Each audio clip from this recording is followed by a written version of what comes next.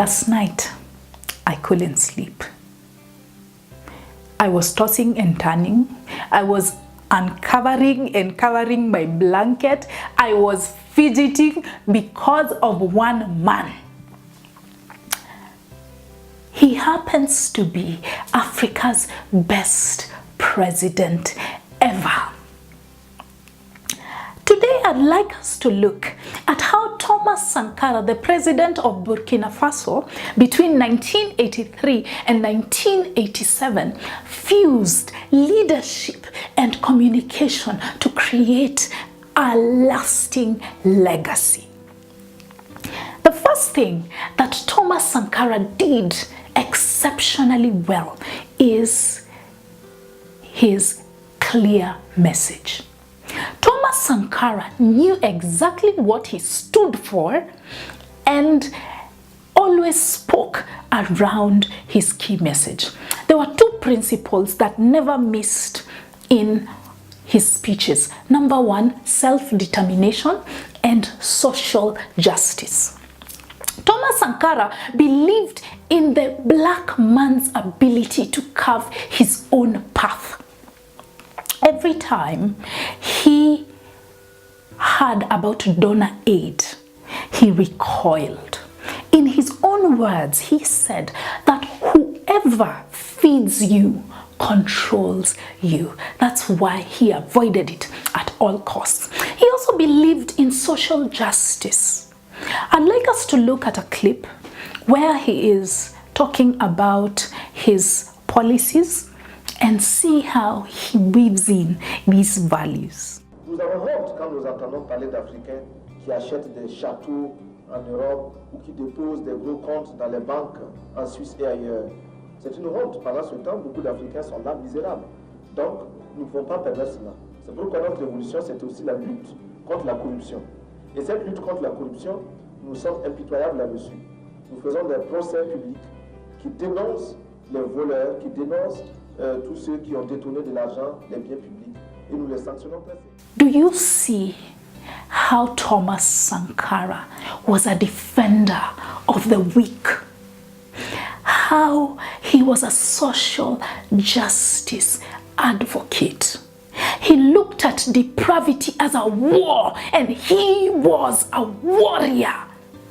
Robert Kiyosaki says in the book Midas Touch that when your why is clear enough, your what won't matter. You could wake Thomas Sankara up in the dead of the night and ask him to deliver a speech, and he wouldn't even flinch because he knew his why.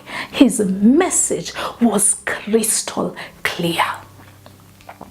The other thing I respect about this leader was his results orientation. Very often, politicians are heavy on rhetoric and weak on reforms. They have too much hubris and not enough gravitas. But that wasn't the case with Thomas Sankara. If you look at his track record, you can't help but see what a super achiever he was. First, he instated education in his country because he moved literacy levels from 13% to a whooping 75%. He made his country self-sufficient because they moved from being a net wheat importer to being a net wheat exporter. He served as a role model by living a frugal lifestyle. Imagine he just made $450 a month and drove the cheapest car in the country. He required all the members of his cabinet to do the same. Thomas Sankara fought against ill health care by immunizing his entire population against whooping cough, measles, diphtheria, and many other communicable diseases. The list goes on and on. You see, when you have such impressive results, you don't need to say much. People gravitate towards you.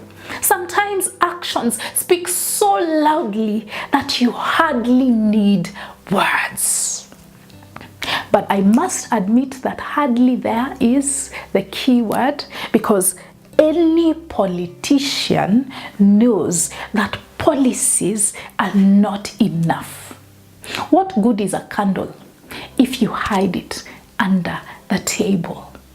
You've got to let people know what you have done. You must persuade. And that brings me to the other area in which he was a role model. Thomas Sankara was a lobbyist, and an effective one at that. During the African Union Summit in which he attended, Thomas Sankara made a strong case for the cancellation of debt that Africa owes the West. He understood the chemical value of persuasion in neutralizing the effect of political isolation. The other thing I admire about Thomas Sankara was the fact that he knew his enemies.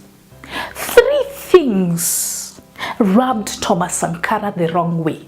Number 1, neocolonialists. Number 2, class elitists or the bourgeois. And number 3, corrupt officials. For neocolonialists, he believed that anybody who donated or who gave assistance in his country was an enemy. In his own words, he said that debt is a cleverly managed reconquest of Africa. It is a reconquest that turns all of us into African slaves. End quote. On corrupt officials, Thomas Sankara instituted trials in which anybody who had been accused of corruption would defend themselves, and they were not allowed to hire those expensive lawyers that money can buy. When it comes to class elitism or the bourgeois, Thomas Sankara did his level best to eliminate class differences. That's why he lived such a frugal lifestyle. Now, the reason why I am saying that it is important to know your enemies is because of the state of Burkina Faso when Thomas Sankara became president. His people were poor.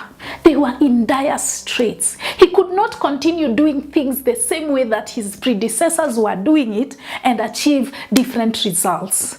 He had to call out the enemies of progress and development. In fact, in his own words, he said that you cannot achieve meaningful, fundamental reform without a certain level of madness. Yes, he was mad, but it was welcome. It was the kind of madness that Africa needs. And sometimes people considered him to be politically incorrect. He was rude, he spoke his mind, and that was exceptional. Now do you see why I couldn't sleep last night? This was the embodiment of servant leadership. When it comes to this matter, this subject, others are effective. Thomas Sankara is incredible. Others are good. Thomas Sankara is great. Others are functional. Thomas Sankara is formidable. If you would like to hear more about leadership and communication in the African context, please subscribe to my channel, and I will see you the next time. To quote the great captain, you can kill revolutionaries as individuals, but you can never kill revolutionary ideas. Indeed, his spirit lives within me. It resides in him. It resides in her. It resides in you. It lives and breathes and burns in every pan Africanists around the globe. Captain Sankara, you truly were an upright man.